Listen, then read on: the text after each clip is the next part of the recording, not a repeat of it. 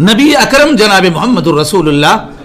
صلی اللہ علیہ وآلہ وسلم کی ولادت باسعادت مشہور روایت کے مطابق 12 ربیع الاول ہے، لیکن محققین کے یہاں جیسے کہ محمود پاشا فلکی اور جیسے کہ قاضی سلیمان منصور پوری صاحب رحمت للعالمین، جس کا ترجمہ اردو میں ہو چکا ہے، عربوں کے ہاں کافی مشہور کتاب ہو چکی ہے، وہ کتاب متداول ہے رحمت للعالمین، اردو میں لکھی گئی تھی، اس کا ترجمہ عربی میں ہو چکا ہے آج. جیسے کہ سیرت النبی جو ہے مولانا شبلی نعمانی کی، اور جیسے کہ رحیق المختوم جو آپ کے سامنے پوری دنیا کے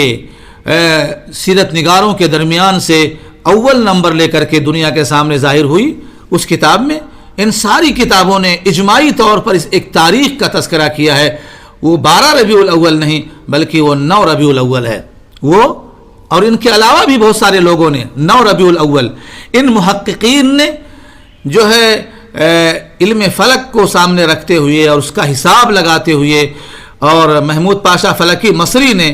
جو تحقیقات کی ہیں، ان تحقیقات سے جو صاف طور پر واضح ہو کر کے سامنے آتی ہے وہ 9 ربیع الاول. لیکن صرف 9 ربیع الاول نہیں کہا علماء کرام نے، بلکہ بعض نے تو 8 تاریخ بھی کہی ہے، یعنی 8، 9 اور 12، یعنی ولادت کی تاریخ میں علماء امت کے ہاں اختلاف ہے، علماء امت کے ہاں اختلاف ہے. لیکن جب ہم دیکھتے ہیں نبی اکرم جناب محمد الرسول اللہ صلی اللہ علیہ وسلم کی وفات، تو وفات کی تاریخ میں علماء امت کے ہاں کسی بھی عالم کے ہاں کوئی اختلاف نہیں، یعنی آپ کی ولادت 12 ربیع الاول کو یا 9 ربیع الاول کو یا 8 ربیع الاول کو، لیکن وفات آپ کی 12 ربیع الاول کو ہوئی ہے. دن دونوں کی ایک ہے، یعنی سوموار اور سوموار، سوموار اور سوموار، سوموار کو ولادت بھی ہوئی ہے اور سوموار ہی کو وفات بھی ہوئی ہے. لیکن تاریخ کے اندر فرق ہے، تاریخ کے اندر اختلاف ہے. 12 ربیع الاول،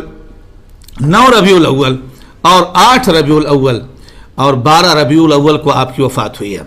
12 ربیع الاول کو آپ کی وفات ہوئی، اس میں کوئی اختلاف نہیں ہے،